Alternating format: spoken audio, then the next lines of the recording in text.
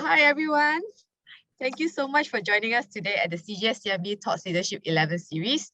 We'll kickstart the webinar with an opening by our CEO, Puan Ruzi Ajith, then followed by the conversation with, of course, you know who. And am I supposed to mention your name now? With Tiara, Jacqueline. And the session will be moderated by Elaine. Hi. Closing remark by Ruzi. So before we begin, perhaps just for you who might have some questions for Tiara, feel free to drop them in the Q&A function. And as for those of you who are catching us live from FB, you may drop your questions at the comments box and we'll pass it over to Elaine. And so without further delay, let's get the event started. And the floor is all yours, Ruzi. Thank you, Chine. Let me see. Yeah. Can you hear me? Can you? Yes. Okay, all right. Okay, thank you, Chiming. Good afternoon, ladies and gentlemen. It is my pleasure to welcome to you to our 11th session of CGS-CIMB Thought Leadership Series. Thought is a social impact platform for prominent individuals to share their wealth of experience to inspire young, up-and-coming talent within the industry. As the saying goes, the arts hold a mirror to our society. This essentially means that the creative industry is vast and is a reflection of the society we live in. But I've always loved Mr. Bright's extension to that quote. Art is not a mirror held up to a reality, but a hammer with which to shape it. The arts is a powerful medium that also influences our behavior. This ranges from the theater we attend, music we listen to, books we read, and building we inhabit. All in all, the entertainment industry is a dynamic emerging economy sector that has been strengthened by the surge in digitalization and services.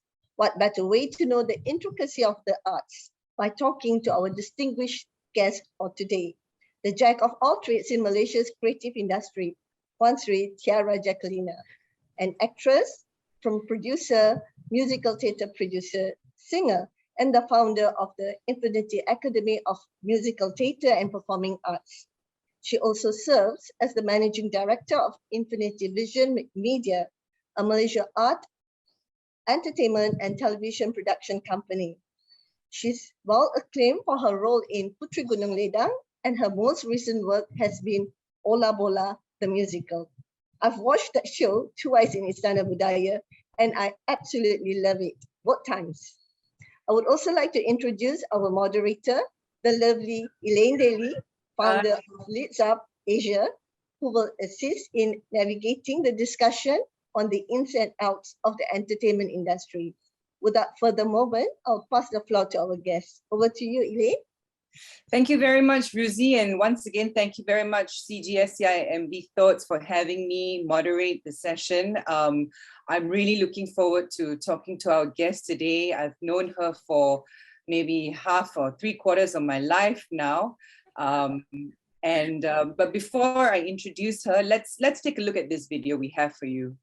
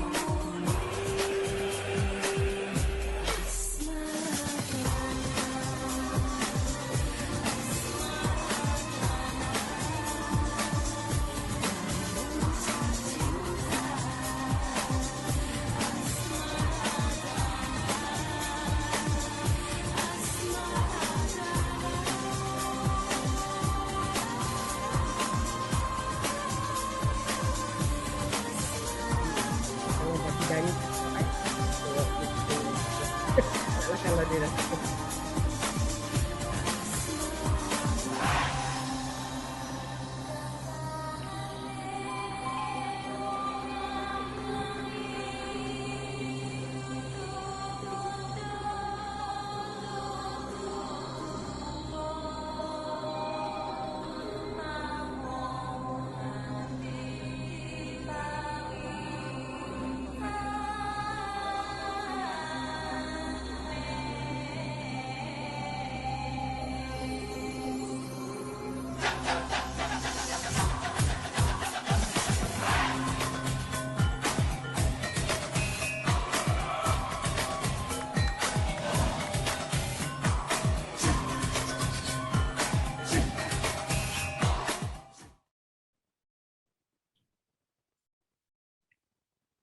Amazing stuff. And there you have it, ladies and gentlemen, introducing the one and only Puan Tiara Jacqueline. Thank you so much, Elaine. Hey, Elaine. No Puan Sri business today, okay? It's just Tiara to you forever and ever. Okay. And we also have with us joining us in this conversation, Puan Ruzi, who is the CEO of CGS-CIMB Securities, and Jem Berhad. Hi, Ruzi. Thank you, Elaine. Thank you. Thank you. I'm honored to be with Tiara and you today. Oh, thanks for having us. Tiara, I saw that video just now, and I must say, you are indeed a Jane of all trades, huh? What haven't you done? Oh, wow. I haven't climbed a mountain in real life. I mean, like, I haven't not actually. Not yet. No. Not yet, right? Yes. So tell us a little bit about how you got yourself started before. I mean, we've got so much to talk about today. How much time do we have? We've got an hour and just about an hour, 15 minutes to go. Okay. But never mind. We want to find out how you got started in the industry and how you got to where you are today. Well, okay, I'll try and give you the short version of that story because it's like quite a few years of a storyline that I'm going to try and condense into 5 minutes or 3 minutes. Well, I've worked for more than 3/4 of my life. In our chat earlier, Elaine and Ruzi and I was telling you how I started business whilst I was studying business in college. Oh, wow. And, so whilst at KDU University College, I was studying business and I was just thinking, how boring is this to learn about costing and economics and statistics and business law? Why do I need to do this unless I can put it to practice, So when you're 18, you're just like restless and like wanting to do, I just want to get on with life. So I decided to set up a business with my girlfriend then, Jennifer Ong. I said, we're both studying this, all these really boring subjects. Why don't we split up the course? And I specialize in some subjects, you specialize in some, and we'll put it to practice. Let's set up a business. And at 18, I set up a talent casting agency. With the contacts that I had in advertising from being a talent myself. So you started even way before that. You were already earning money. You were already a talent. Yes. Doing commercials, I presume. Paying my way through college. So with the contacts that I had, I called my friends up. Well, not my friends up, people who were like 40 years older than me at that time. I said, I want to start a business. Would you support me? Like, what can I do? What does the advertising industry need? And they said that we need more talents of different, who look really unique. We need a whole stable of new faces. We need people who can go out and scout continuously for fresh new talent. So I said, I can do that. I have a very good looking family. I have really gorgeous people who study with me. I can go out and look for faces for you. And that's how I got started in business. Literally, I mean, one day you might Google the story about how I started by walking into Leo Burnett advertising agency with a stack of with a stack of photos of people I had. Oh, really? Yeah, people, you know, my aunties, uncles, nephews, nieces, neighbors, people that I found, you know, on the street, literally. Wow. And I said, like, I have all these like 50 or 100, I think, I can't remember, people who would, oh, okay, hang on. This was the pitch. Hi, my name is Tiara, and this is my business partner, Jennifer. And we have a proposition that will change the face of advertising in Malaysia. Wow. So Big, hairy, confident. audacious girl. Mas, 18 years old, you know, you can conquer the world, right? But fearless, fearless. This is to the receptionist. never been to any office before to go and pitch. And she's like, this girl, she's the receptionist at Leo Burnett at the time, Maria. Orang ni nak jumpa siapa ah? Like, who are you here to see? I'm like, Leo Burnett. You know, I was like, and she laughed and laughed and laughed, and she said, she laughed and said, hey, Nini. She called all these people. That was their lunch break. You know, there were people coming back from lunch break. Tengok ni, dua budak ni nak jumpa Mr. Burnett. They had such a big laugh on our And account. both of you were like, what? Yeah, we're like, isn't that what people do when they come to Leo Burnett? And then she was saying, Leo Burnett tu dah lama mati tau. Tak apa, we'll see the number 2. You know, So brave. so brave. And my friend Jennifer was dying. She was like, you always do this to me. Why did I even agree to this? But that was our break, really, because the creative director of Leo Burnett at the time, Freddie Lee, he walked in and she was having a good laugh saying, Freddie, tengoklah budak-budak ni nak change the face of advertising in Malaysia. And I said, like, yeah, true. I mean, you know. And he was like, okay, he was really very sweet. He says, come into our meeting room and I'll tell you what we do and how you can help us. And that helped me, you know, that helped get us started. Because he says, I'm going to introduce you to Jennifer Hendroff. She's our producer for all our commercials here.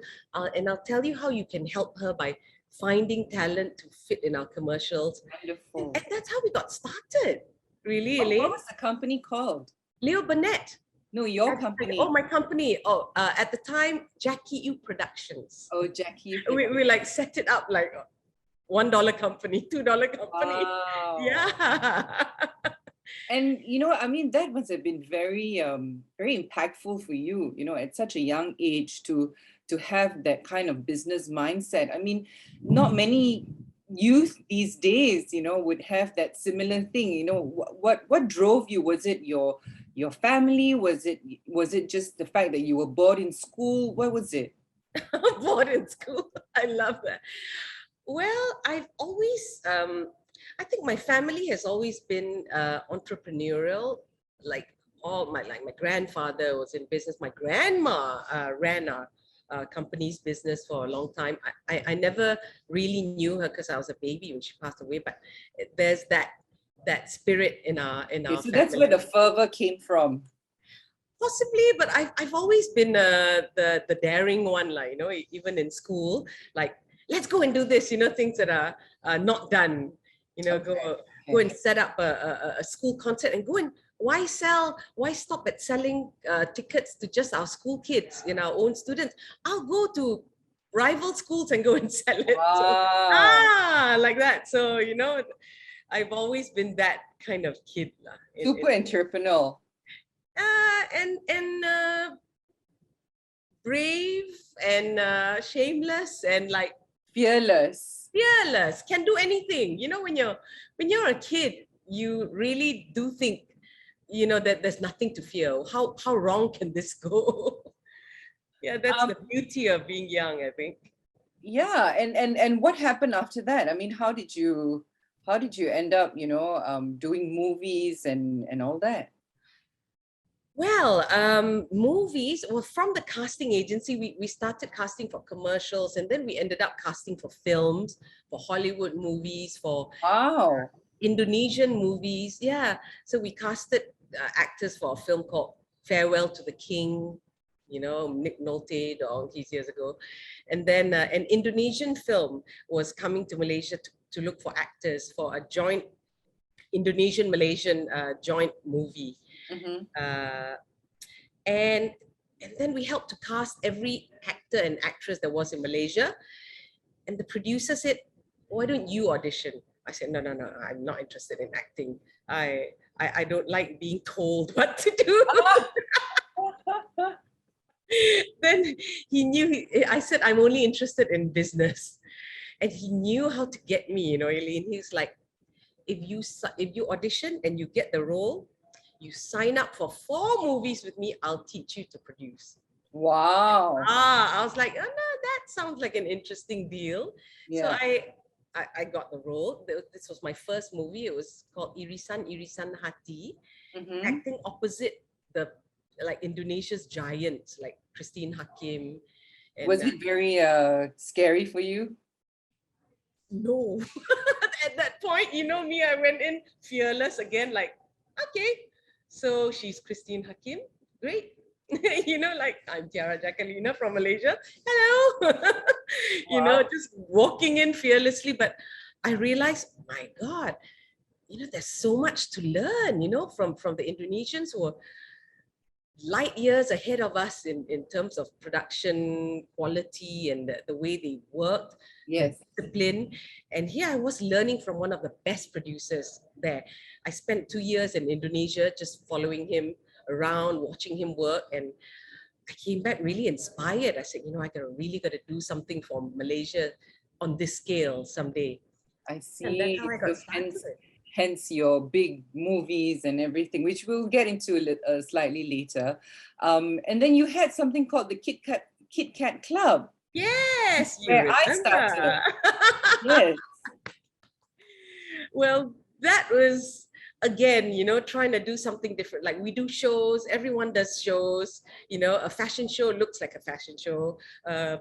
A dance show looks like a regular dance show, but why don't we put things together, make people sing?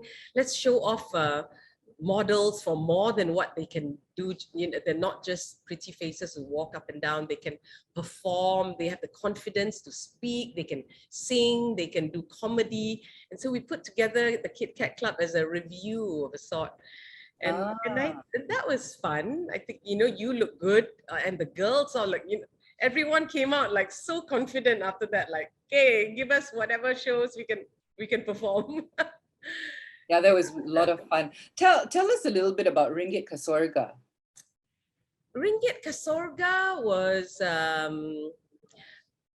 okay. Well, this was my first big Malaysian movie, and it was really good fun learning from someone like Shuhaimi Baba, and working with good friends like Diana Yusof and Hans Isaac and Elaine Daly.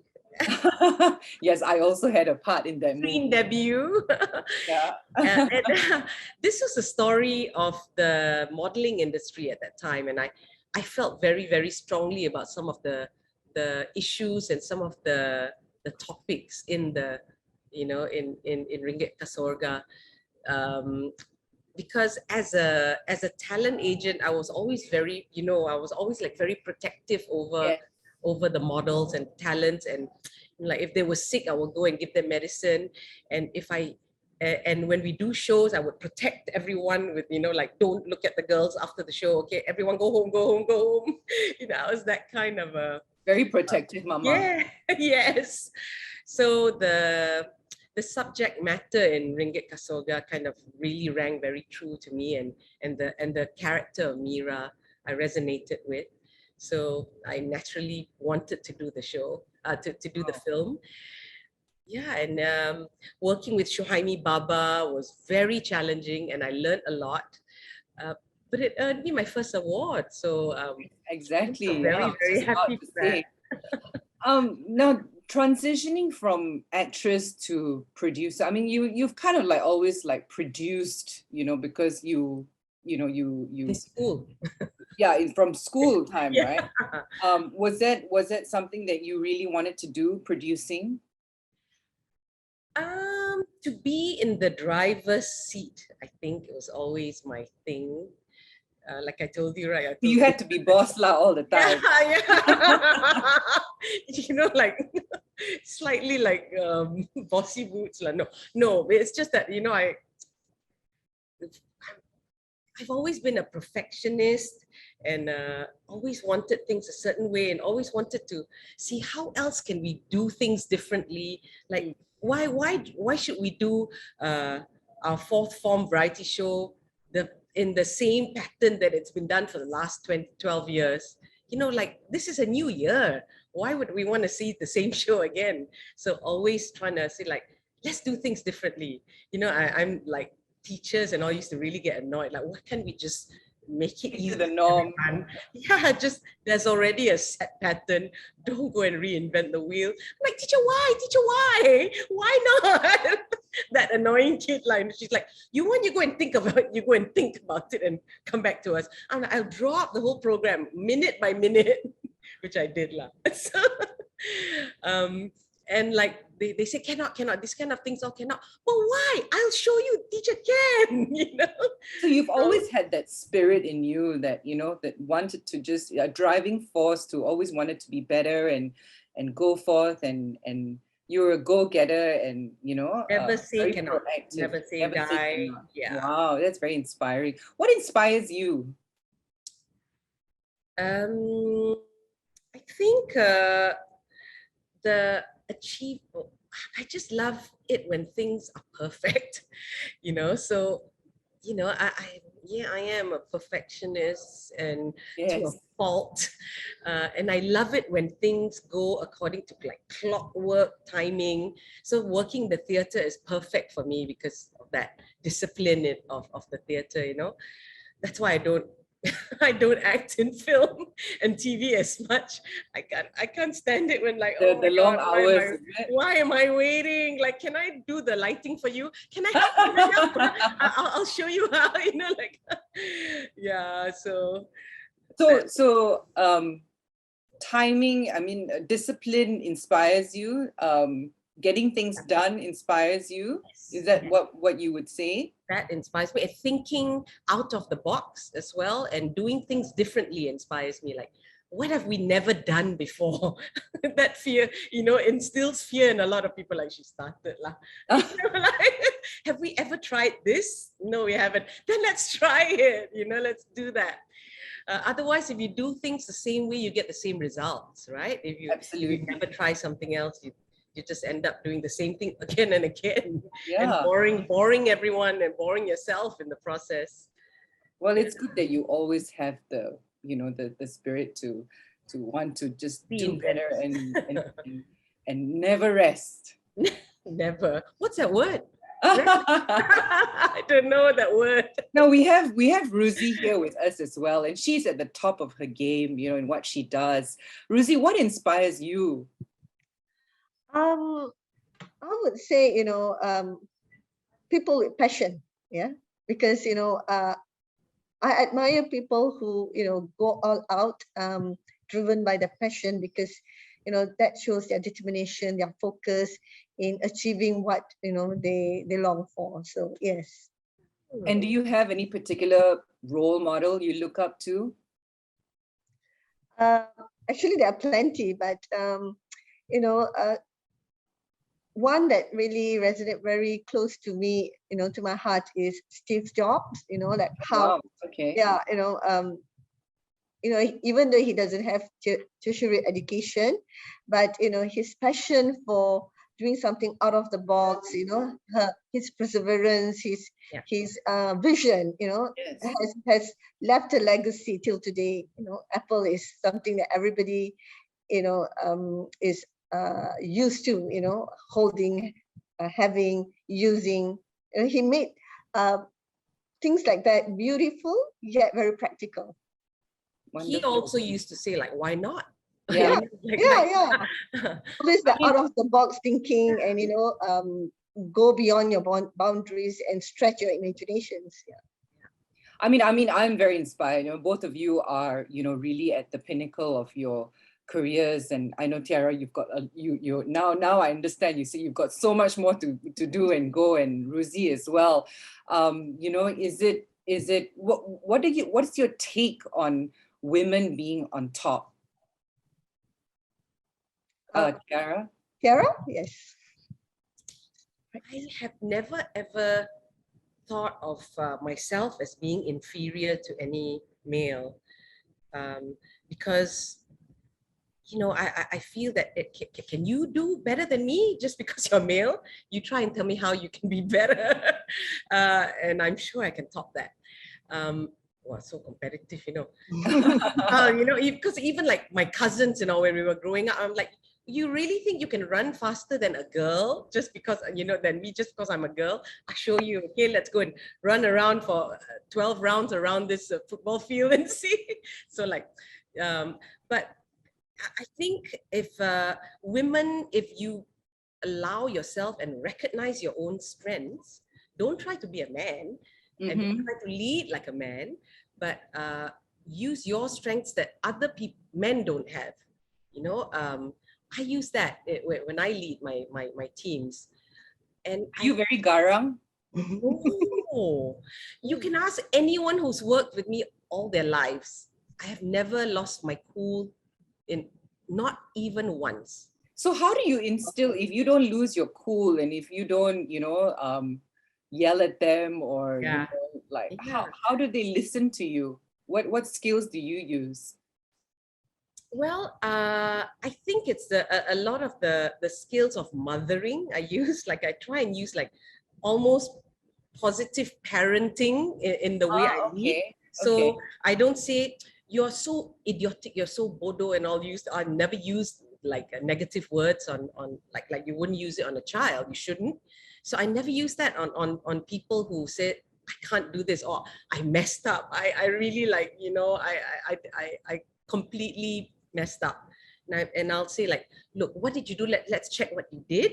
Let's see how we can do better. Or like, I don't want people to give up because we're always working in high pressure situations. And if anybody wigs out, we've got like we can't afford for anyone to like, sorry, I have to quit right now. Oh, please accept my resignation. And like, oh, we can't because this show is about to open. I need you to stay sane. Like, look, let's talk. Let's walk this through. How can I help you? I'll say like, how can I help you? No, I can't figure out, this set won't move, this dress won't zip, whatever, Okay, let's look at this one by one. Okay, I'll help you, breathe. Let's do this together. This set just needs maybe, a bit of oiling at the bro, whatever, and we talk it through. And I just try to make the team know it's so challenging. That's why we're chosen by God to do this job. You instill positive parenting, the way of positive parenting into your I think it's important to inspire your team, to tell them you can do this rather than you're the like, I don't want to use negative words, but and like I say, like, you're chosen to do this. Not everybody would have this opportunity to have this impact where like for instance, when we did Putri Gunung Ledang, the movie, I said, this is going to be the toughest job you've done in your life. I promise you that. It's not going to be easy, but you will be so proud at the end of the day to see your name on the credits if you go through with this. Is that what you tell your crew in production and everyone? Every production, I tell them, if you work with me, it's not going to be like a cup of tea for you to just like skate through the park. It will be your most challenging work ever, but you will be so happy that you did this. Wow. Because you know that, wow, I didn't know I could take myself that far. So I sign up. Yeah, on. I love bringing out the best in everyone. Like, if you've done this, like, what haven't you done before? As usual, my famous last words. Like, okay, like let's see what else you could do that could be even better. Like, push yourself. Why not? Do something different that you haven't tried before. So yeah, that's what I do. Bring out the best in people. Ruzi, what about you? I mean, being the top of your career and, being CEO, do you get a lot of, you know, a lot of people telling you that you can't do otherwise? Was there points in your career where, you know, you thought that, you know, oh my gosh, I'm getting so high and there's all these people who are going to be talking about me? Do you have those sentiments at all? Actually, I've been very lucky because, you know, I had great bosses who were my mentor and have got very good support from the people who worked around me. My colleagues are also my pillar. And practically I grew with the company, with all of them. You know, I've been with the company for 25 years. I joined when I was in my early 30s or late 20s. And, you know, so the team is like a family, and I believe in empowerment. So when I was, you know, offered the job of CEO, there was some skepticism, you know, because they thought, you know, it's a man's world out there in stockbroking. Yeah, and me being probably, you know, the impression that they got before I took on the role, that I'm more of a demure or a, you know, soft-spoken person, whether I could lead the team. But given the position that I was in, I remain very focused because, you know, there is some vision that I want to achieve and the group to aspire to achieve together. So let's work together. It's all about teamwork in CGS-CIMB. So, you know, with perseverance, with teamwork, and, you know, understanding each other, we've done quite well so far. So yes. Oh, wonderful, wonderful to hear. So when can I sign up? Anytime, Elaine, anytime. Tiara, you know, I'm sure, you know, throughout your career, you've experienced challenges and obstacles. What made you overcome these challenges? What were the challenges to begin with?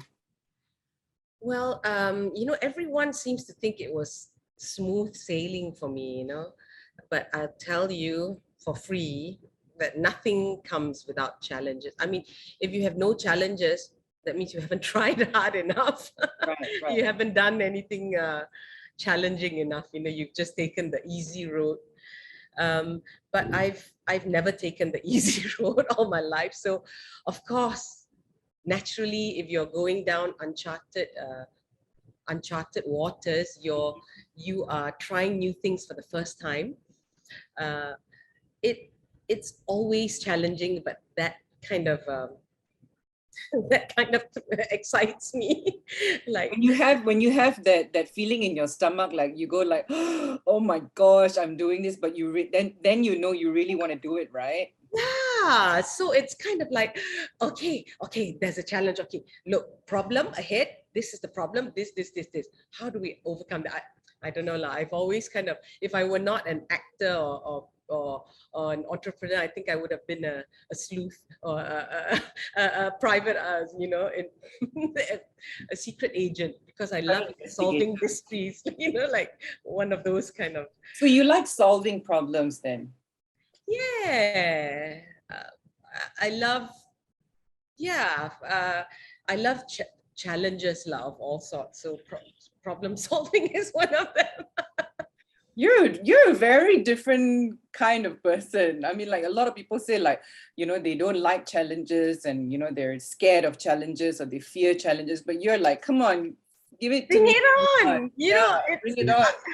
You know, I've been that kind of kid even from school, you know, like I took up, you know, Form 4 math, right? How it's so different from Form 3. When you go to Form 4, suddenly math is like, maths, yeah. What is this? Yes, yeah, I know. But slowly, when I got the idea of plan and elevation, and I saw it, and I said, oh, you know what? I see the pattern in math. I see like in times table, there's a pattern. I see it. I think I can get it now. I can do 16 times table backwards. You know, like when you get to that point and you think algebra. Now I understand algebra.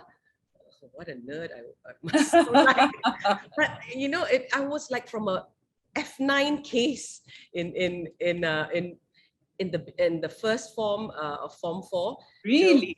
Yeah, and then I had a real ogre of a tuition master, sorry, bless you, Mr. Fu, who would like, you know, he would use a prism and wrap our knuckles, you know, if you can't do the, any times, if he's like 16 squared, okay, come on, let's go on, 23 squared. And you, as long as you don't get the answer, he'll be rapping you. So you're like, Oh my gosh. yeah. So maybe that's what makes me like the kind of person I yesterday, like, think quick, okay, here it is. You know, so when I got to a point where I said, like, you know, if I can master math, you give me any kind of hours. By the third semester, I was like, Mr. Fu, you give me any math problem and I will solve it within seconds, okay? Otherwise, I give you my knuckles, you can wrap it here now. Boy, so you memang very pandai lah in school. I became that way. You know, I learned to like, oh my God, I cannot. Program your mind. Yeah, I said, if I fail maths, that's the end of my SPM, you know? Yeah. And you know, what kind of lessons have you learned along the way? That nothing is impossible. You just have to set your mind to it. Nothing like math, you know, when you first look at math some more, you'll be like, what on earth are all these symbols, you know? Why do I need to know sine, cosine? What on earth is all this, you know? But then when you sit down and you take it apart one by one and you see like, oh, pattern, I see it now. Okay, you know, then you realize that nothing is totally impossible. Just stay calm and you'll find that solution. Wow, so inspiring. Thank you for that. Thank you for that. Now, if youth were to get into the creative line and if they want to, you know, start acting, producing, you know, being part of the entertainment industry, what would your advice be to them? I say a performing arts course is always a good idea for someone young, and especially those who are like, you finish your studies and you're about to go to into uni or college. That's the best time for you to go and do a short course in performing arts, because honey, you're not going to learn things like what you learn in performing arts, you're never going to learn in uni. Nobody's ever going to teach you the art of speaking with confidence, speaking with conviction. So, you know, like Ruzi, you were talking about speaking with, about passionate people. Yes. Performing arts teaches you to be like, so now I'm delivering something. I have to put so much passion into it. Otherwise, I'm not believable. You know, I can say like, I love the environment and I really would love to save the earth. With no, if there's no conviction in that, you know, how would people believe? Like, sure, like, you know, like, I really would love, I think I have the leadership skills to run this company and to lead everyone, you know, like how uninteresting are you? But when you learn performing arts, you say that I will be the best leader for your company.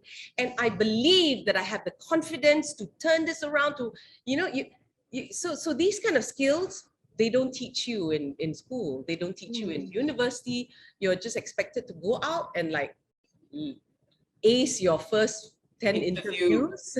And when you're working, you have to learn to just impress everyone naturally, and you somehow your boss needs to pay attention to you and to like notice you, you know, and when you have to present, God be with you.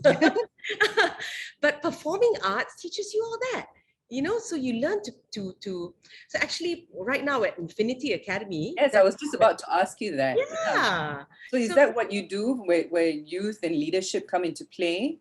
Exactly. So we have this special drama-based workshop, drama-based course that teaches young people how to think like leaders, how to behave like leaders using drama-based techniques. It's a very non-judgmental way to teach. An experiential learning, so to speak. Experiential, right? Absolutely. Actually, I'm not sure if it's a good time. I wouldn't mind putting on a video just so people could. Yeah, let's have a look. But before that, Tiara, I got one question. You know, for corporate, like our young talent, can we send them to, your academy so that they would also get some kind of coaching for leadership, but via different, ways of doing it? Ruzi, send them all.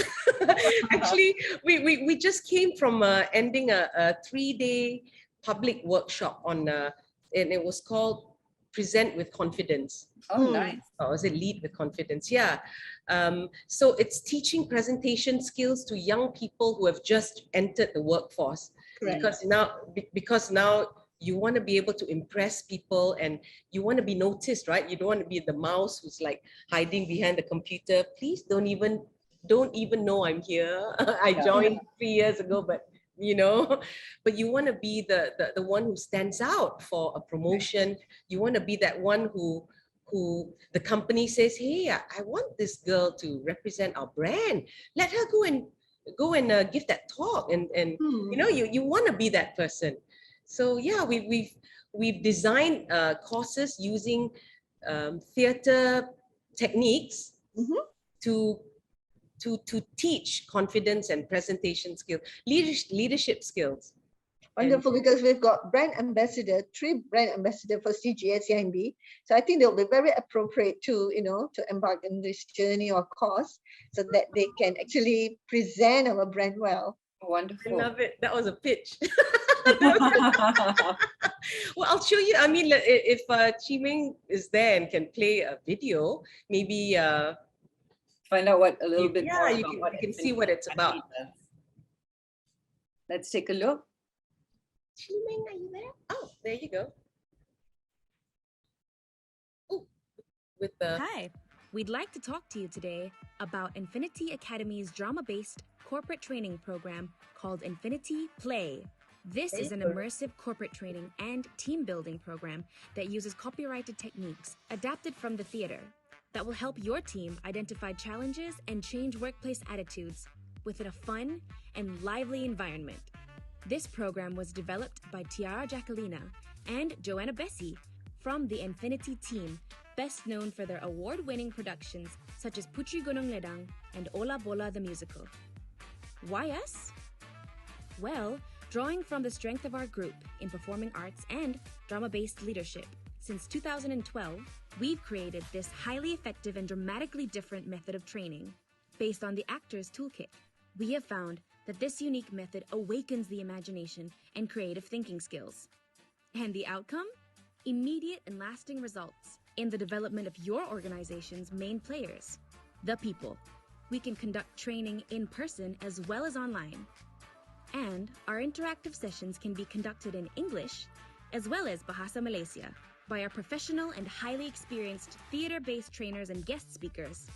Here are some examples of our modules. Effective communication and presentation skills, on-screen presentation skills, team building and relationship intelligence, inspirational leadership, creative thinking, corporate wellness and stress relief. And you can participate at your place, ours, or online. There you go. I'm sold. Where do I sign up? I got a lot of things to sign up for today. Infinity Academy, www.infinityacademy. Tiara, what inspired you to start this?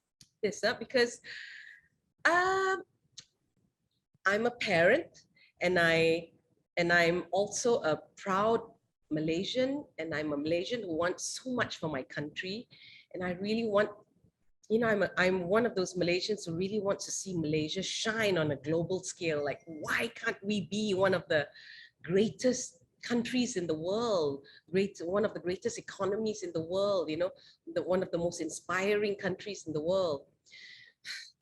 So only so much more can be done during my lifetime, but I know that certainly when our kids grow up, this is the country we want them to inherit, so let's work on the next generation to try and get them to be the thinkers and the leaders of the future who can change Malaysia, who can turn this whole country around, who can go and speak on global stages, and to impress people like, wow, look at Malaysia, look at what they're doing, look at how they're thinking and how they're changing things, you know. So it's the youth, they're the future of the country. So let's, like Joanna, Bessie and I, we try and see how can we shape this shape the thinkers of tomorrow by teaching them now through performing arts, through So you use drama-based techniques to do it. Yes. I'm sure Yeah. a lot of the audience, they're like wondering, what does that mean? You know, Right. so maybe you can explain a little bit further.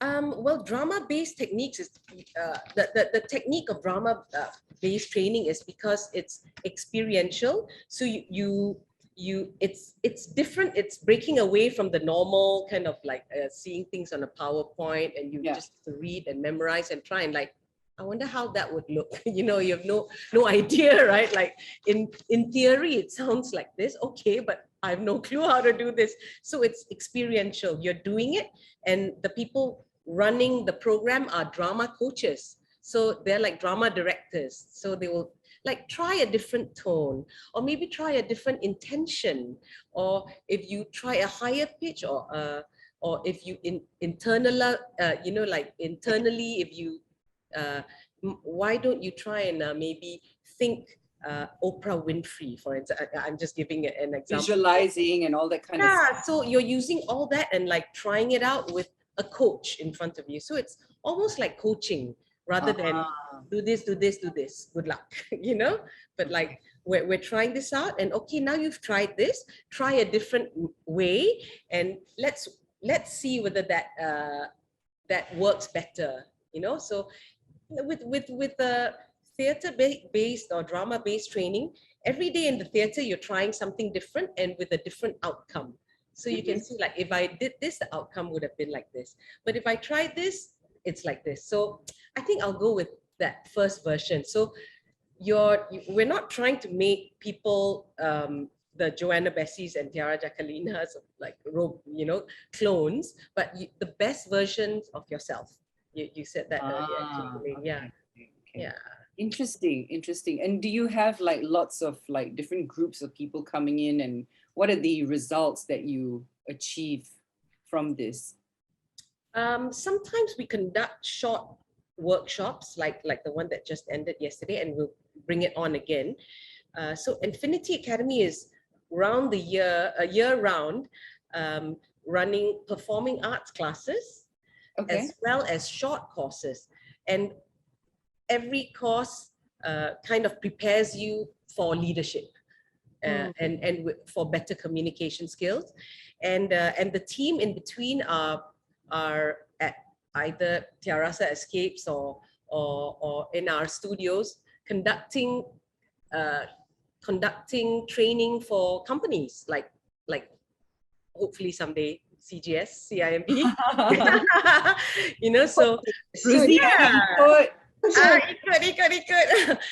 So like we try to understand what the HR needs of a company are, and then our team with Joanna Bessie and Chako Vadaketh and Sandra Sodi, Tria Aziz, they go in and they like, okay, this is our problem and this is how we're going to fix it. So we can get the marketing and sales, or marketing, you know, finance to work closely together, you know, so that we whatever, you know. So we incorporate drama games into the training. We try out different scenarios and get them to try out in different groups. And you know, yeah, so it's experiential. It's fun. Awesome. It's active learning lah. And if people want to go and check it out, what's the website again? www.infinityacademy.com. Perfect. MY? Let me quickly check that out now. Yeah. Yeah. Okay, coming back to your acting, I mean, you know, I've been dying to ask you this question. Putri Gunung Ledang, you know, it was Malaysia's first submission for the Academy Awards. Sorry, my daughter's just come in the picture. And, you know, having won numerous awards, how does it feel, and did you expect it?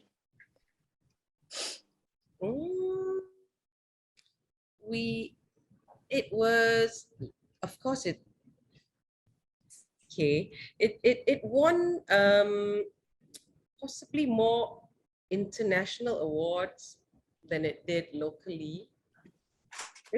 That's a bit of a strange question, you know, But Elaine. to have a submission at the Academy Awards, that must have been a huge feat for you. I mean, like, amazing. Yeah, you know, so now that you know what kind of a person I am, what makes me up, you understand why I was like, why can't we send a film to the Academy Awards? Absolutely. And Sinas is like, no, Malaysia don't do that. You know, we don't do that. Like, why not? Why can't we send one film? They're like, oh, we don't even know who, how, you know, we've never done that. So I said, let this be the first film. Let's learn together. I mean, it's a decent film. If we never try, Malaysia will never have a name on that list. They're like, we have no clue who to ask you to go and see. And you know, Elaine, there was no Google. There was no Google at that time. You can't even Google like, how do I submit a film for the awards? We literally had to make calls, pay people there for information, and like, how do I submit a film? And it was the most painful and expensive learning process. But oh wow! But you got there. You know, at least just to see Malaysia on that list of shortlisted films, it was like the biggest thrill for me. I said, like, look, see, it was painful. We cried and, you know, cried blood, tears, everything all. But forever and ever, there will be Malaysia etched on the list of movies shortlisted for consideration. And hopefully this will open doors to many other Malaysian films, you know. Awesome. Thank you for doing that. Yeah. Thank you. Now, Ola Bola, the musical, was that the first project you directed? Yes. And what was that experience like for you? This was, again, a coup for myself, because everyone's like, this is a story on football. So we should get a directive. I'm like, seriously, football? I mean, like, when I heard about that, I was like, what? I'm like, you know, let's see if your vision as a man can match mine as a woman. I said, like, how would you have directed football? I'll tell you how I want mine. I want to turn the whole of Istana Budaya into a stadium. When you walk in, you imagine you're in a stadium, 360. Did you watch it, Ruzi? Yes, I did. Okay. So that was the vision. I said, when people walk in, they have to say, like, where am I? Oh my goodness, I'm in Stadium Stadium Merdeka. I'm in Istana Budaya. And I said that when the actors score a goal, I want the audience to go, yes! You know, like, you forget you're in a Istana Budaya. In Istana Budaya. You know? Yes, of course. Yeah. And so I said that that's the vision, you know, and to have football choreographed in a way you've never seen before. So it's never been done in the world like that. Football has never been choreographed on stage, not on Broadway, not in the West End, never. I'm like, Malaysia is going to be the first to show you how to show football on stage. So yeah, and a girl will tell you how. Okay, like, okay, I don't play football. Was it tough? Was it a tough experience? It was, because I had to learn the game and understand why each match had to, you know, like the results of each match. How do we reach that in choreography of the game? Like, you know, who needs to do what, who needs to, you know, penalty lah, what lah, and all that, offside and all these kind of things I had to learn as we go. Were you already a football fan before that? Cristiano Ronaldo fan. No, I mean, I watched the World Cup, but I am not like, I don't have a favorite team, or except for Portugal when Ronaldo plays. But I made it a point. I said, like, you know what? I might not understand football technically the way men do, but I'm going to have a team of amazing men who are going to be my advisors to choreograph, to tell me why we can't say this, why we can't say that, what are the proper terminologies. And so, you know, I had my producer, Daly, Ajith, Stephen Raman Hughes, who was our choreographer, our special effects choreographer. We had Azwa, who's our dance choreographer, and everyone just brought my husband who understands football. He's like, no, you cannot say this. You have to say it like that. This has to happen.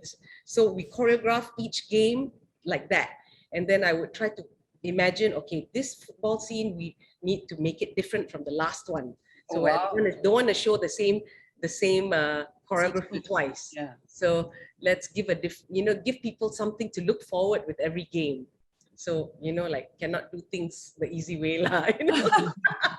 My gosh, that must have been a big, wonderful challenge for you, right? And just to see performers performing at the top of their game, like quite literally, on stage, with a ball that's moving continuously.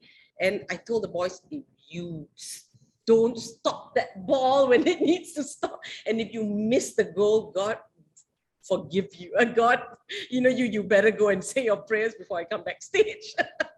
But in a loving way, like we rehearsed it for 3 months, and they became like, after this can represent Malaysia already.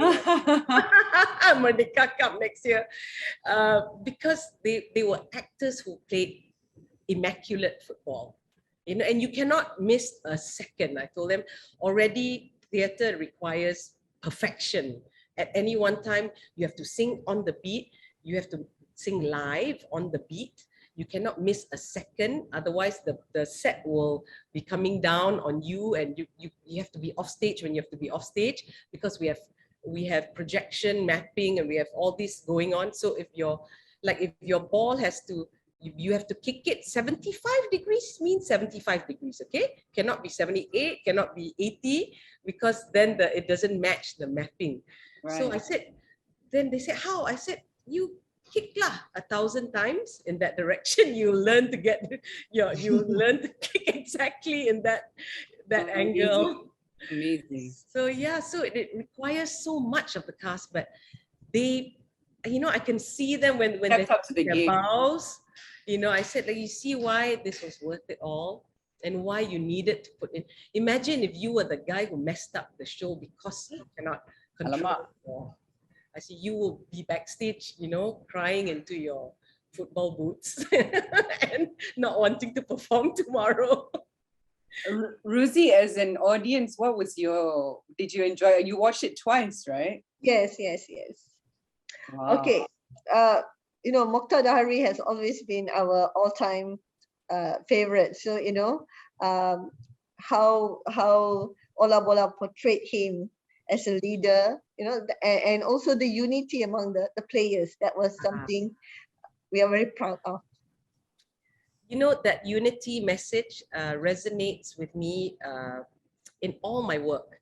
I slip it in, whether it's Ola Bola was probably the most blatant, because I'm directing this, sorry, I'm going to bring in all the races, and I'm going to show how all the races need to work together in order to, this was like, so some things matter to me, like the youth leadership, but also unity, because like I grew up, Elaine, we're like Jampo, everything, right? And we grew up in communities where you're accepted or not accepted as, someone who looks like this. Like, people, when I was growing up, ini Melayu ke, Serani ke, India ke, China, whatever, Dan lain-lain. I said, you can call me whatever, but I'm Malaysian, Absolutely. I'm as Malaysian as you are. I went to Sekolah Kebangsaan, just like all of you, many of you. So I tried to, and I said that when I was in school, it was a very different Malaysia. Yes. And that Malaysia needs to come back, or we're going to be way behind, left behind every other country, We can't even get our own act together, for God's sake, Malaysia, Like, what is this about? Are you, Melayu, bukan Melayu? We bleed the same blood, for God's sake. Absolutely. Absolutely. We grew up in the same country. We breathe the same air. How is one person less Malaysian from another? So I slip these messaging all this messaging into the work I do. Ah, okay. Yeah, like, you know, it's a story about football, about how players of different races, ada Cina, Melayu, Bengali, India, dan lain-lain, you know, and they played together as one team to win for the country. So that's exactly what Malaysia needs to be. You and I, we're different, but we play as one team because we want the country to win. If I say, hey, come on, kita Sabah untuk Sabah, or whatever players, you know, in a team, China untuk China, okay, win. Don't pass to the Malay boy. How is the team going to win? You know, this is like, I don't care who scores. So I told them, be united front. Yeah. You know, you can ask the cast of Ola Bola. I said, before anything else, this is a story about Malaysia. And this is a story about, you're all unity ambassadors before you're actors. That's the cast of Ola Bola. I said, what are we telling? We're telling a story about unity. We're not doing a story about football and boys dancing around, singing and, you know, parading. You're telling. There was a message behind it. Yes. Yes. And You know, with the unity spirit, you know, it gives us, you know, goosebumps, because you know, when you experience and you resonate to your childhood, it's so different than what we see now. You know what happened? Merdeka that year, we had the opportunity to take Ola Bola, the musical, around the country. Oh, wow. And I told them, I said, you know what I want to see? I want to see this Merdeka, Malaysians waving the national flag, for goodness sake. When was the last time you ever saw anyone hold a flag? And so we did, firstly, with the cast, we went around the country at every stop. I got the actors to go around giving out flags. Said, oh, wow. Go and give out flags. It's Merdeka soon. Teach your child what it is like to hold a flag, you know, explain to him why we wave the flag. So, and when we put on Ola Bola, the musical, in the theater, outside we had flags that people would buy the flags to go and bring into the theater. And when Malaysia scored a goal, they would wave the flags and scream. You know, the euphoria is really, when we watch that happen. Istana Budaya is still a little polite, but when we went around the country, people didn't care. When Malaysia scored a goal, they were screaming till no voice. Wow. Okay? Yeah, and they'd be like, Malaysia, Malaysia, in a theater, Elaine and Ruzi. And I said, that's what I want to see, you know, Malaysians proudly waving the flag and screaming for Malaysia to win.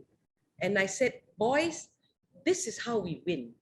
This is the fruit of your hard work, because you're unity ambassadors and you're telling the story of how Malaysia needs to win together as one nation.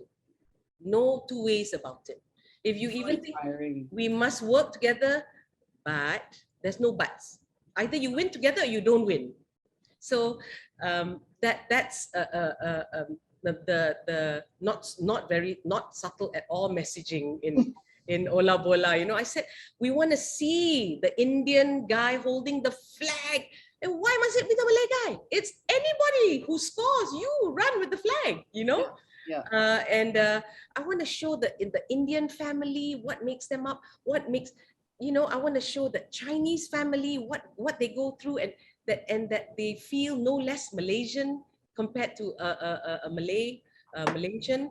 I want to show the captain who's Chinese, the Indian goalie, and the Malay striker hugging, because they're like, brother, you know, you're my brother, I cover you.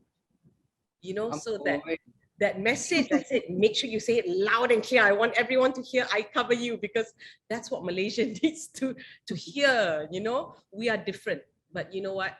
I got your back anytime. So, you know, like when the striker was taking a penalty kick, he was like, if I let the team down, I'm letting the country down. So and Mutu, who's our Indian goalkeeper, says, I cover you, you don't worry, you know.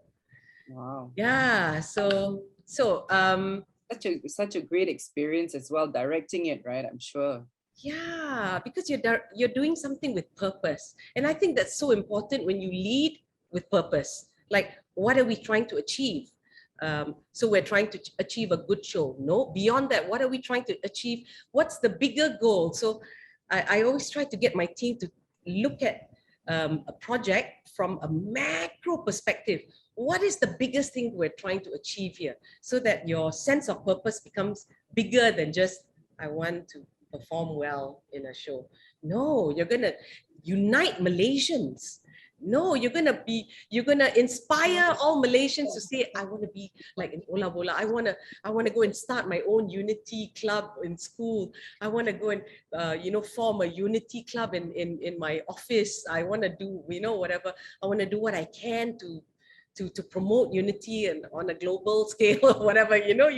So that was your sense of purpose. That was what you Yes. wanted to make happen, right? Yeah. Not just about the show. It was bigger than that. Yeah. Oh, wow. And your visions, where do they come from? Where do your visions come from? From what you believe in lah. So like for me, it's that art of perfection, out of wanting to do something. Yeah, just being I think you need to be a perfectionist if you want to be at the top of your game. Cannot be chinchai, number one. Number two, you have to have such a big vision that other people and be infectious about your vision. Like, this is our vision together. We can move mountains.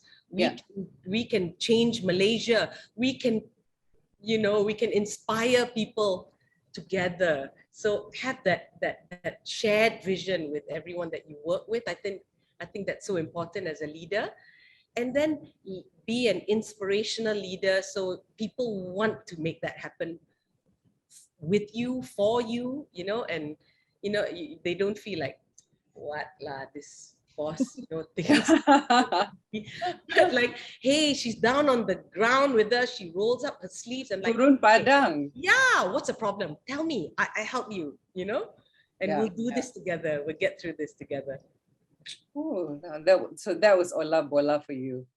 And every other project, it's working with that kind of enthusiasm. And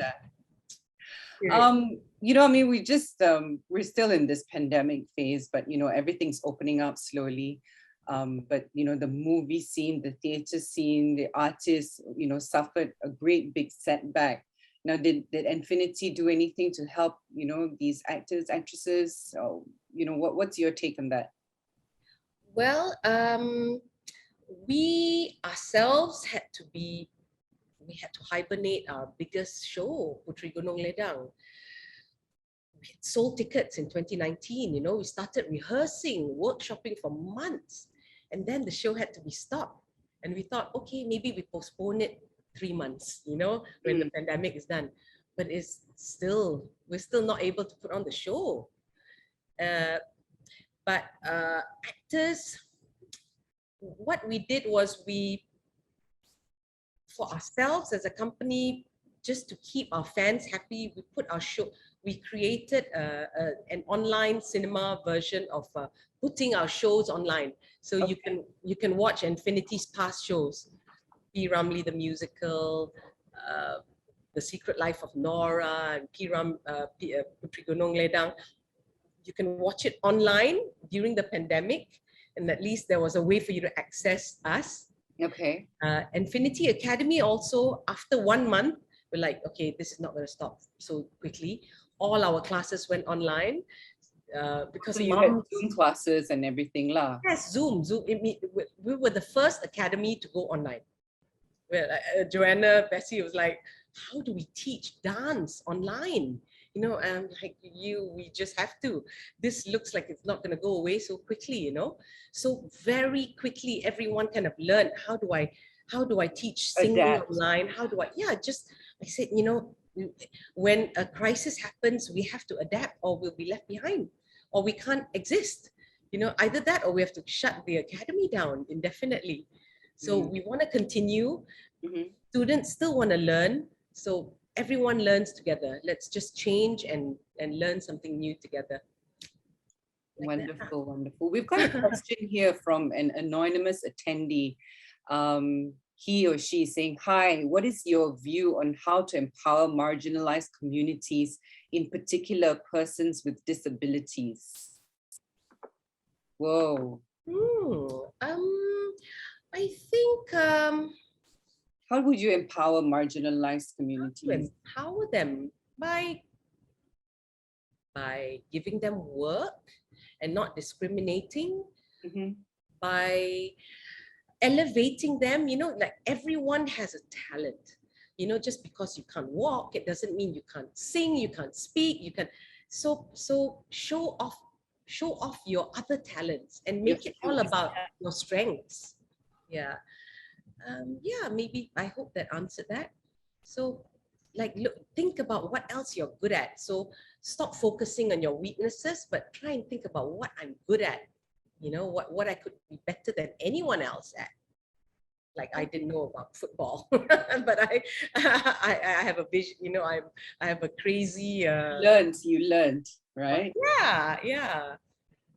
I mean, we see a lot of people, especially in these days, you know, changing jobs and stuff like that. You know, what's your opinion or your view on people wanting to enter the theatre scene? Is it lucrative enough? Is it something that is it sustainable? Sustainable. Prior to Putri Gunung Ledang on stage, I would say if anyone wanted to be a performing an actor on stage, maybe not, maybe do something else. But since we started doing musicals, during the heyday of Istana Budaya, there would be a musical every month. So actors were working non-stop. So there was always jobs for them. Yes. Since everything became a musical, you know, the life of a prime minister, everything becomes a musical at one stage. And it was good times for actors and performers because there's continuous work. So I think you should give it a shot for sure, especially if you're young and you have nothing to lose. At the very least, you will learn the discipline and learn how to work hard and learn the confidence and learn to express yourself really well with passion and conviction.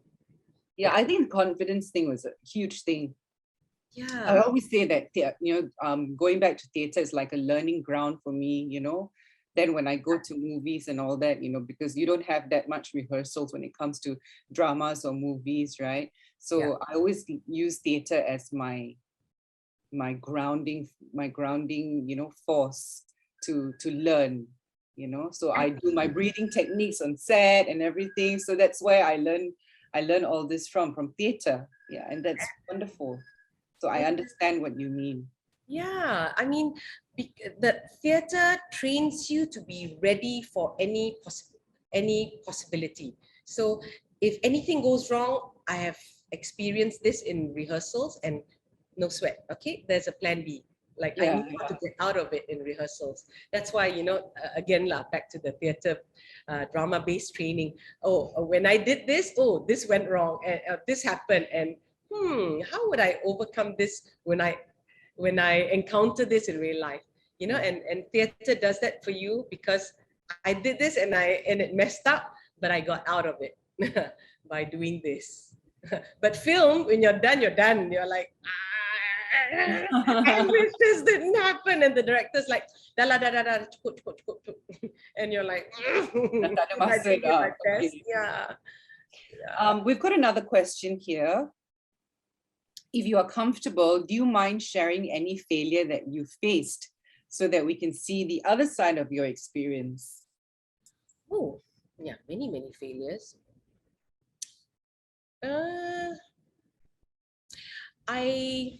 Failures. Okay, there's some. I would say in producing Putri Gunung Ledang the movie, we had no book to go by and nobody who could advise us how to do things. like how do you present a film to the Oscars? Yeah. And nobody could say, like I have a film, I've shot it. How do I get this film distributed? We don't know. Okay, we don't know these kind of things. Like, don't ask us. So we had a film that was shot, and we had to call around, like, do you know film distributors who might want to distribute a Malaysian film?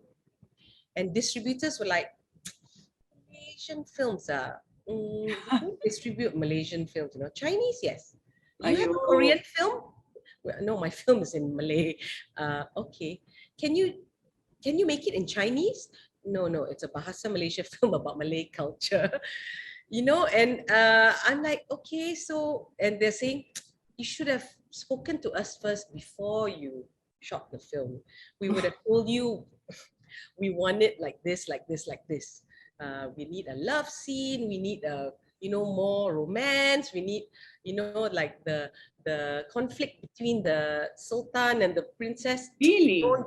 Yeah, and we're like, okay, now, well, the film is shot. What do we do now? They're like, okay, maybe the next film lah. So, and we had a film that we thought was like, okay, this is a really decent film to represent Malaysia internationally, but so difficult to sell it because in different markets, people didn't understand a lot of things, like why we chose to show, like why can't a Hindu princess marry a Malay Muslim warrior or be in love with him? Why But can't they didn't see that side of it. Yeah, and so, and also because the film was finished, we couldn't do anything about it. I said that it's going to cost a few million for us to reshoot one scene, or a few scenes, finish the film again. So that was a very expensive lesson for us, trying to distribute a film and failing in many, many markets. We had some international sales, but not as many as we would have liked to have. Yeah. And very, very quickly, it's last year's film. So if you don't manage to sell it within that year, it's last year's film. And then the price drops like half. So, and we didn't know that. We're like, well, here we are taking our time and not rushing. We're hoping to get a good deal. And then now, this is last year's film. So we're only buying it for half the price. And we're like, wow, if I'd known, I would have rushed, in the last month. But, so we were learning expensive lessons like that.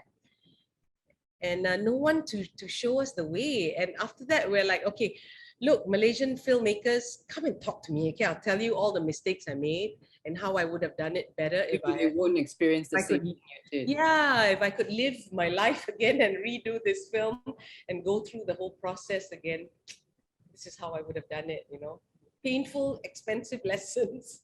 Thank you. I hope that answered your question, anonymous attendee. Now, let me talk about this beautiful background that we have here. Walk away.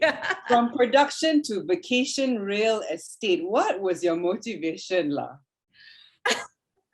What lah?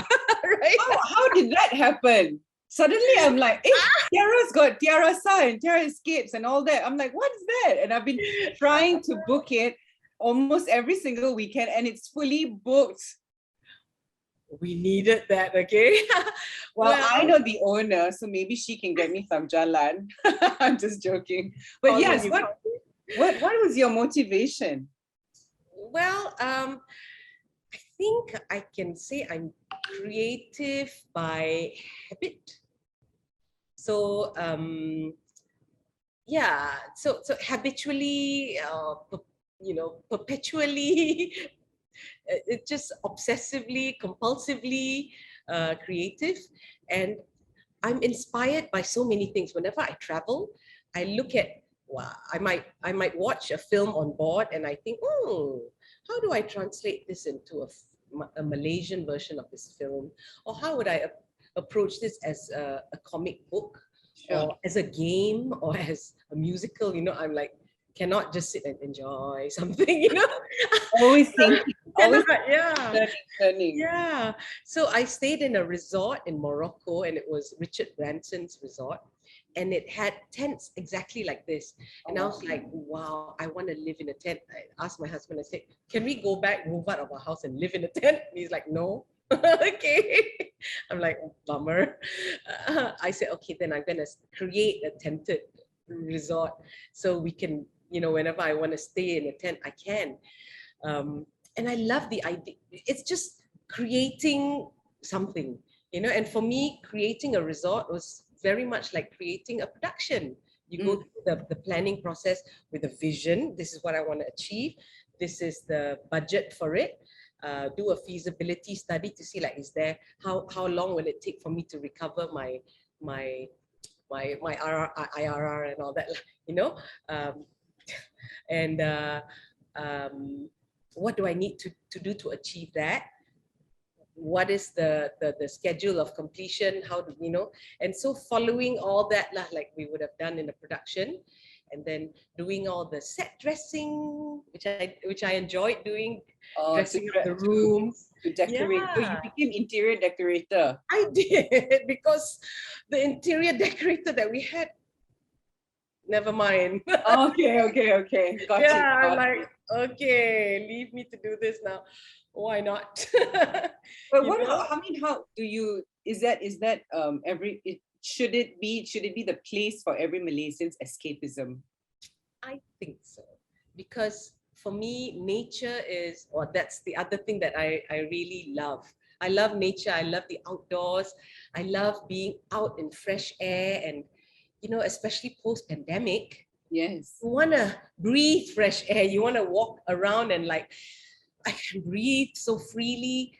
It's 7 acres of space, you know, Elaine, with only 20 tents and 5 tree houses. Oh, wow. And 50 people max at any one time. So it doesn't get overcrowded. Never. So between each tent, there's 20, 30 meters of space. So you're not like living next door to someone who you like, when you hear them sneeze, you're like, you know, get paranoid a bit. Sometimes when I'm in a hotel room and I can hear someone next door sneeze, I'm like, okay, this vent, I wonder whether the aircon will come from this room to mine. So, you know, when you're in a tent, you know it's, the air is clean, and you wake up to misty mornings. You know, it's for me, I love lying in the river and just allowing soaking in all the negative ions, and just I love nature. I can't. Yeah, and go there. Kids don't get to do this enough. I think city kids, you know, they like, see them in first time walking in a river, they're like feet like that. It's so cute. They're like, but after that they love it, because free, you know, water that's flowing does something to you, you know. I think I definitely welcome all of you to come and discover Tiara's Escape. Ruzi, have you been, Ruzi?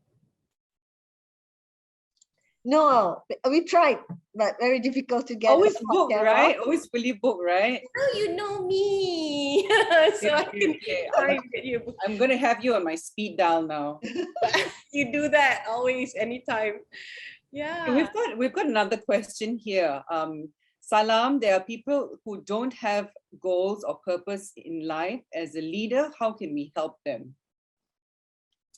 Well, I think start with the small goals. You know, I mean, everybody needs a goal in life in general, whether it's a small goal, like today, I want to be able to walk 5,000 steps, 3,000 steps, you know, like small goals. And today I want to not lose my temper, or today I want to not lose my cool. Today I want to meditate for 15 minutes. Today I want to have breaks in between my Zoom meetings. Whatever, small goals, you know. But I think it's so important to have like to have something to aim towards in life. Just small goals to start off with, right? Yeah. Otherwise, you just go through life like yesterday was like today, and I'm not sure tomorrow will be the same. You know. And you know what? realistic goals is very important for me.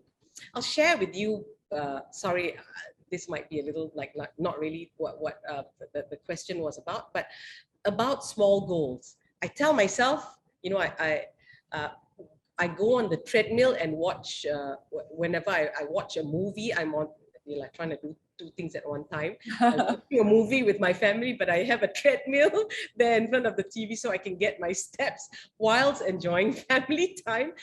But I tell myself, you know what, I'll just do 3,000 steps on the treadmill. And that's it. So by the time you're doing 3,000, you're like, hey, okay, that's 1.6 kilometers. Okay, I think I can go to 2. And like, oh, okay. So suddenly like, why don't I try for 5,000 steps? So, you know, you slowly build it up, and don't go, if you're not the really super ambitious type, don't go for like a crazy goal, like impossible to achieve. And then like, you know, like I am a failure. Just go for little steps every day, you know, and then build it up, and you have the confidence to do more later. Awesome. Very inspiring. Unfortunately, we're running out of time, Tiara. I mean, we could go on and speak forever, you know, but I have one question for you. You know, this is a personal question, and, you know, as a mother and juggling so many different things, you know, how do you do it? I think you need to get the buy-in of your family when you're a working mom. So for me, my husband first and foremost, when I married him, I told him, I said like, I am a workaholic, you know. You're not going to be a stay-at-home mom. No, yeah. I don't know how to be a housewife, and I don't know how to like sit and just be still. Like, you know, I'm definitely not your trophy wife. And I'm not going to be with you at every function and like be like, I said like I need to have continuous action in my life. I need to work. Since I was 18, I worked, and if I stop working, I think I will disintegrate, deteriorate and disintegrate. So and because we have that kind of an understanding, he supports my career, and I get his buy-in on my project. Like, what do you think? I'm doing this. You know, so always bring them into to understand what you're doing, so they get the support. So they feel they're not like detached, like doing, you know, this show on spies and all that, like disappearing and coming home at 1 a.m. every day, you know. So I like, my husband attends my rehearsal, so he sees what I do. He knows that I'm doing something good for society, for the community, for the country at large, you know, like in the big picture. And I get my kids also to understand like why I do what I do is because I feel like what mommy does can impact the country. You know, it does this, it does that. And look at the young people who are in the show. Watch them, you know, watch their journey. Look at how they change. And so they understand also. When they come and watch my rehearsals, they're sitting and telling me, Mom, I think the leading lady is singing a little off key. Like her timing is a little off. So you bring them into your sphere. So they understand what I do, and they're part of my life, you know. And they get to spend a little bit of time with you, even though you're at work. Okay, that's fantastic. And also sneaky lah. So when we travel, I'm like, so we're going to be watching 2 shows every day. Is that okay with everyone? A matinee and a night show. Good. And they're like, yeah, sure, Mom. And then in between, we'll go to an art gallery. Okay. Wow. Well, you're lucky that they all have this. They have similar wants and interests. You have to instill it in them. Yes, from small.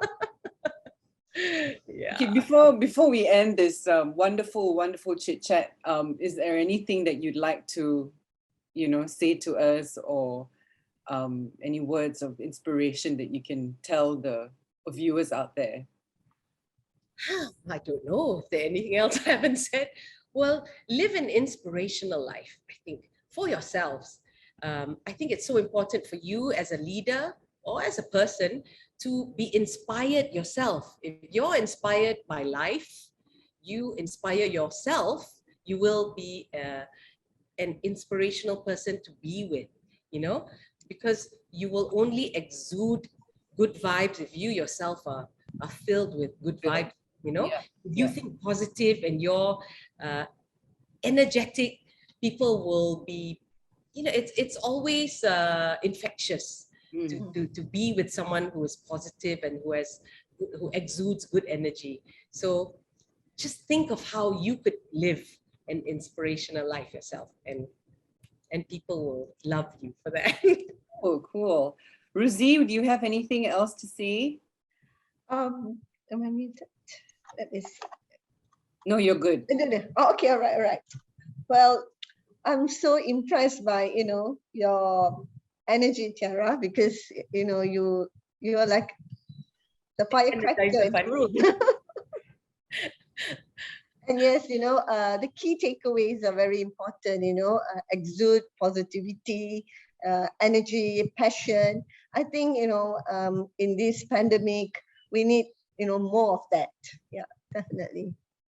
Okay.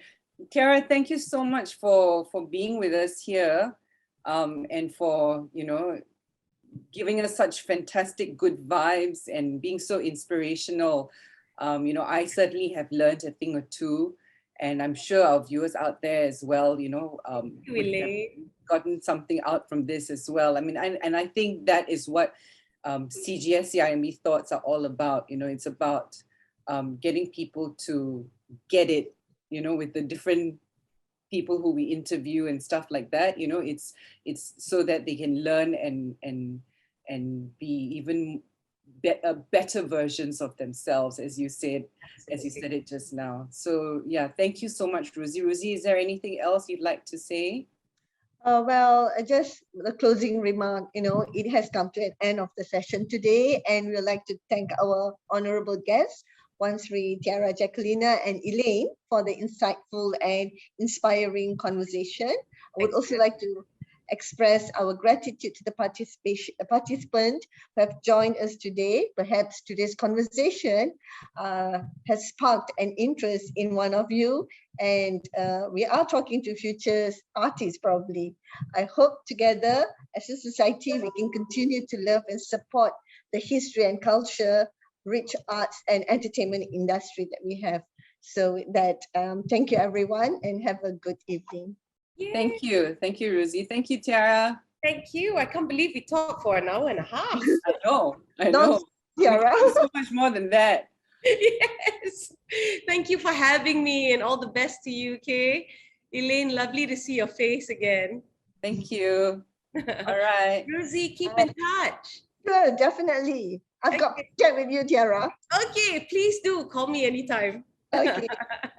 Take care. You too. Bye. Bye. Bye.